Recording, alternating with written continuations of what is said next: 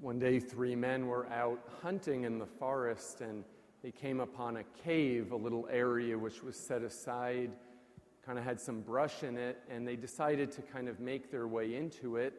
And they kind of explored it, and there in the cave they found some hidden treasure, some gold coins, chest of money, and also some other valuable types of precious metals. They were kind of heavy, and so one of them said, well, this is great. Look, we've hit the jackpot here. They were so excited. And he said, well, since it's going to take a little bit for us to get this back to our truck, why don't I go first and make sure we have energy, and I'll make sure we have some food to eat. So he went off into the town, wasn't too far away, and bought some lunch for everybody. It had been a long morning. And while he was there, he had a bright idea. He said, all of that treasure, the coins and the metals, could all be mine. So what he decided to do, he said, well, I'm getting them food, so I know what I'll do. I'll poison them, and it can all be mine. Well, while he was away, the other two had an idea.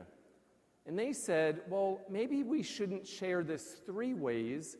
How about that when he comes back, we'll harm him in some way and leave him for dead. And then it'll just be between us. We can share all of the treasure. We can share the gold and the precious metals and the money that's here.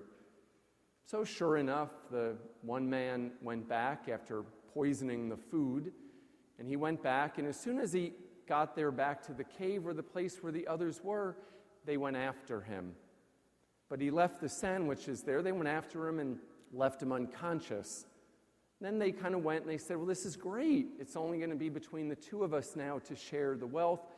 And they went and ate the sandwiches, which were poisoned. Well, needless to say, the moral of the story is that greed does not bring life. Greed brings death. It is something that is evil. It is something that brings darkness. And it is something also that can consume people to make them do things that they never would have done otherwise. Greed is something that really is perhaps part of our human nature and condition to desire. But how important is it for us to make sure that we desire not the things of this world, but rather what God has prepared for us in the kingdom of heaven? The gospel reading today addresses material possessions and really asks us to have a healthy relationship with them, that we are not consumed or identified with what we own, where we live, what we have, what our job is, what our status is. Greed can also take the form not just of material possessions, but perhaps being greedy with time, consuming the time of other people, maybe not sharing enough of our own time with someone else. Greed can also be in a way of talents, that people who are very talented in some way who do not share it in some way with others, with music, let's say. Or perhaps they're talented in teaching, but they just keep it all to themselves. We are called upon to share. The man in the gospel, he had the bright idea to build bigger bins, to build bigger storage barns. How sad for him. How sad for him that he did not appreciate the fact that it had been a bountiful harvest. It had been a good year. And what he saw that as was, God is blessing me because I'm doing such a good job. Rather, maybe God was challenging him to let go. Maybe he blessed him in such a way to test him and see what he would do with that wealth. St. Augustine had a very beautiful quote. He said, "Bear the load of your neighbor's poverty and share the load of your excess with him. You will lighten your load by sharing his." So in other words, those with needs and those with resources can meet. And then there's balance in what we are about. And there is harmony in relationships. Very often, greed is so damaging to relationships. most especially when there's been a death in the family. I can only imagine in many families what happens when people get consumed by saying, well, Grandma wanted me to have that, that's mine. And we let go of a relationship because of a thing, a piece of furniture or maybe jewelry, maybe something, maybe property.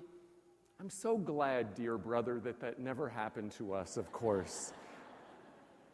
Because it can be eternal. Those things, when there's damage in relationship, it doesn't end. It takes a lot of repair work.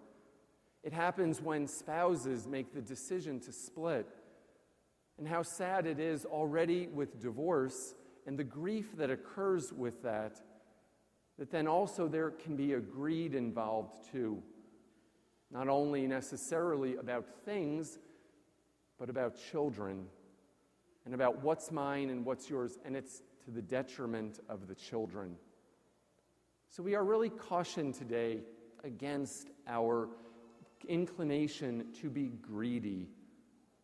Rather, how much better would it be for us for it to be said about us that we were generous, that we had a heart that was always giving, that yes, we may be blessed with many things in our lives, and even when it comes to other people, they are also a gift, not a possession. But how blessed we can be, but how we are also being tested in that way to share. To be able to share of our possessions, share of our time, share of ourselves. In the letter to the Colossians, St. Paul says, seek what is above. Always take the higher road. Don't get consumed by what is going on here in this mortal world. Rather think about what the future holds with our God and what is above. The gift of our faith gives us that invitation to be able to live in God's light and to be able to have the grace of being able to share.